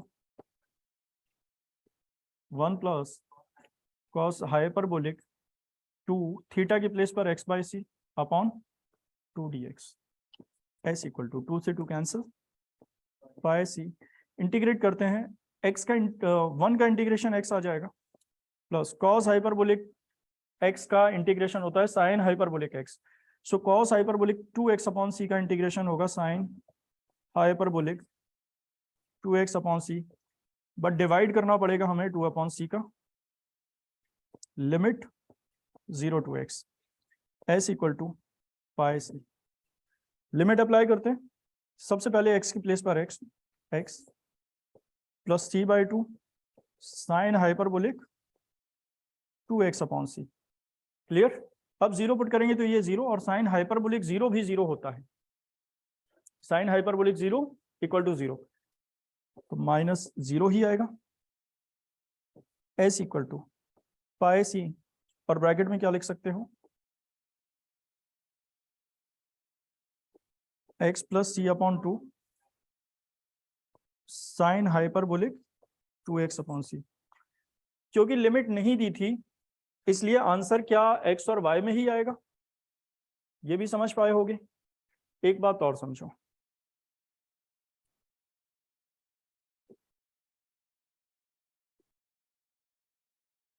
एक मिनट लिखना बंद कर दो, समझ लो ये जरा।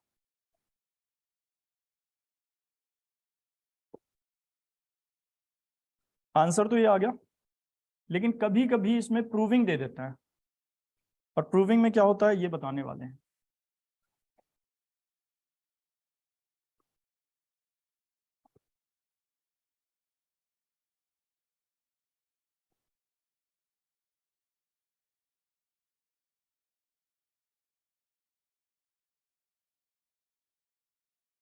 देखो ये प्रूविंग, ये आंसर आ गया।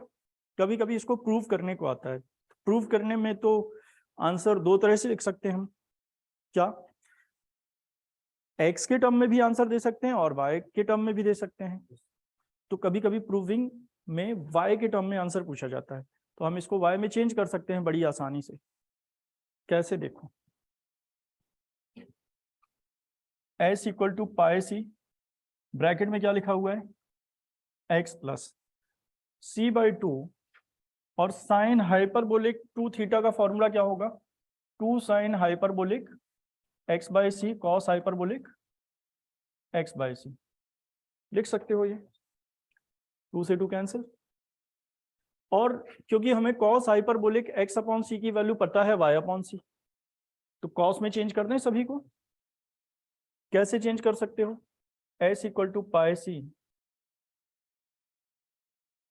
X plus cos c cos hyperbolic x by c as it is, और साइन को क्या लिख सकते हो? Under root.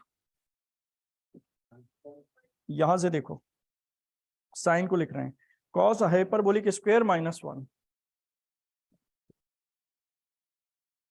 Cos hyperbolic square x by c -1। समझ पा रहे हो ये? अब क्या वैल्यू पुट की जा सकती है? y में चेंज किया जा सकता है। From first cos hyperbolic x upon c equal to y upon c. ठीक है, कहां से?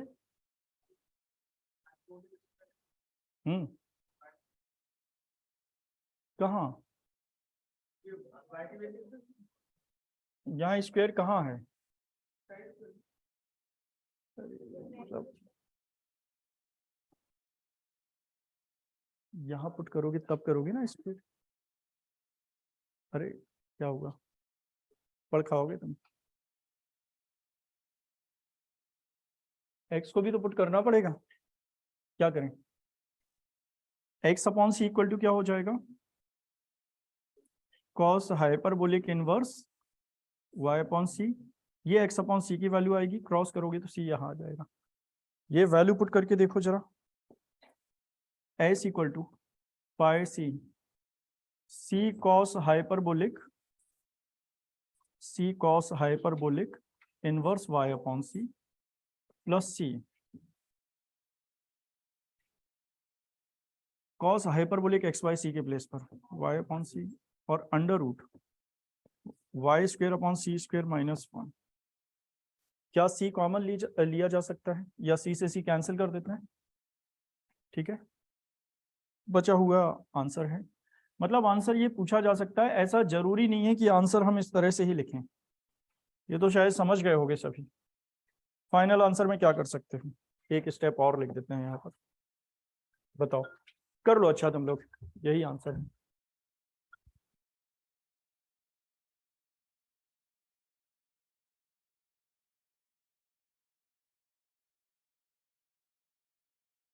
समझ आ गया दो तरह से आंसर कैसे लिख सकते हैं, मतलब प्रूविंग अगर आती है तो यहां तक करना है। आंसर ये हमें मिल गया था, लेकिन अगर प्रूव करने को आता है,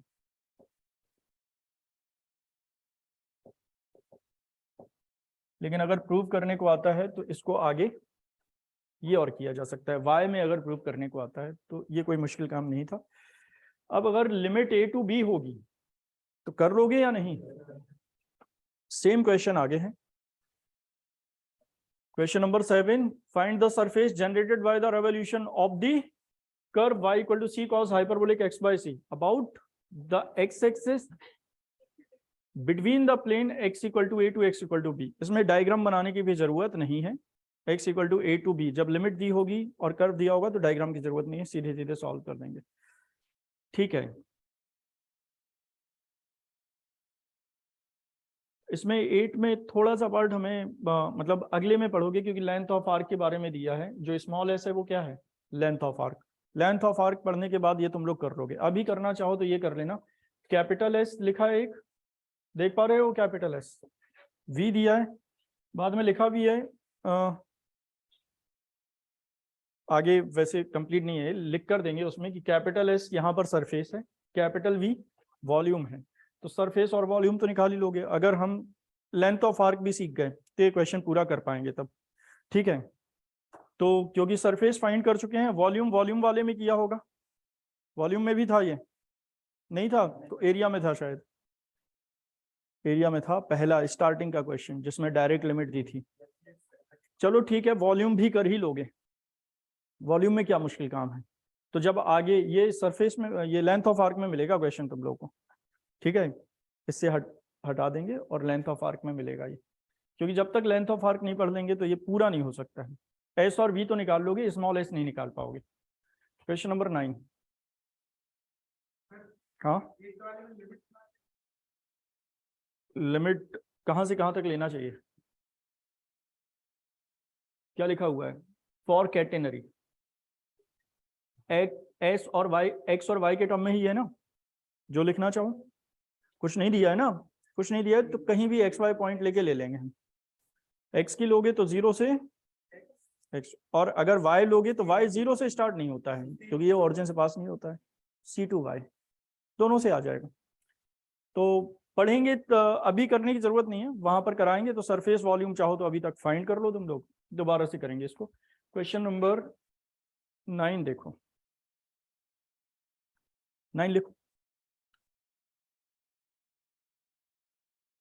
एलिप्स के लिए है, parabola revolves about tangent, reel वाला है ये, कराया था, वो रील बनी थी, उसका वॉल्यूम फाइंड किया था, अब सरफेस फाइंड करना है। कल या परसों की क्लास में किया होगा हमने।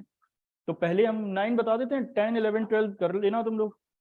एस्ट्रॉइड भी किया है वॉल्यूम, ठीक है। और अगर नहीं कर पाओगे तो कल लेंथ ऑफ आर्क भी स्टार्ट करेंगे, और ये भी एक क्वेश्चन करा देते हैं, लेकिन कल का मतलब नेक्स्ट क्लास में। अच्छा, कल का मतलब कल सैटरडे है ना, कल तो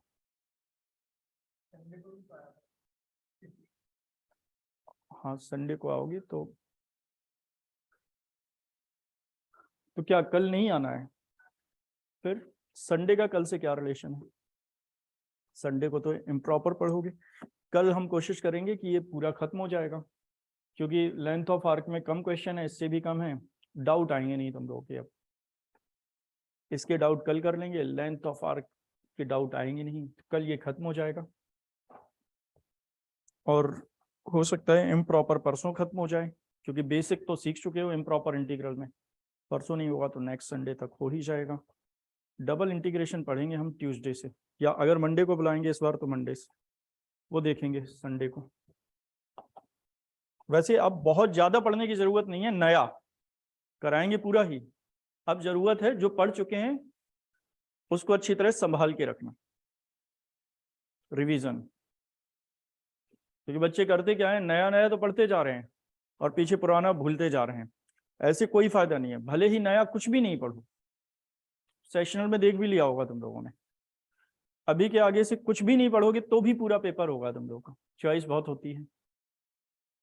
ठीक है, इसका मतलब हम इसलिए ये मोटिवेशन नहीं दे रहे हैं कि अब बिल्कुल नहीं पढ़ना है। मतलब ये है, पिछला पढ़ लिया है तो उसको भी अच्छी तरह से रिवाइज करते रहो, वरना कोई बेनिफिट नहीं है नया पढ़ने का। नया पढ़ने का तो तभी मजा है तब जब पिछला हमें अच्छी तरह आता हो, वरना लोड बढ़ाना है केवल। जितनी अच्छी तरह पिछला रिवाइज करते जाओगे उतनी अच्छी तरह नया दिमाग में जाएगा, वरना सब कुछ मिक्स हो जाएगा दिमाग के अंदर ही। तो फिर ये समझ में नहीं आता है कि कहाँ से स्टार्ट करें रिवीजन। समझ गए? तो कहाँ से स्टार्ट कर रहे हो? जैसे पढ़ाया है वैसे ही स्टार्ट कर लो revision, successive expansion of function, एक एक चैप्टर करके। एक दिन में एटलीस्ट एक चैप्टर करना चाहिए तुम लोगों को।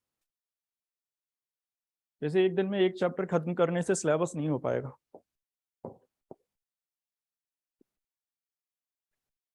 क्योंकि लगभग 30 दिन बचे हैं और 30 से ज़्यादा चैप्टर होंगे, सारे सब्जेक्ट मिला के कह रहे हैं।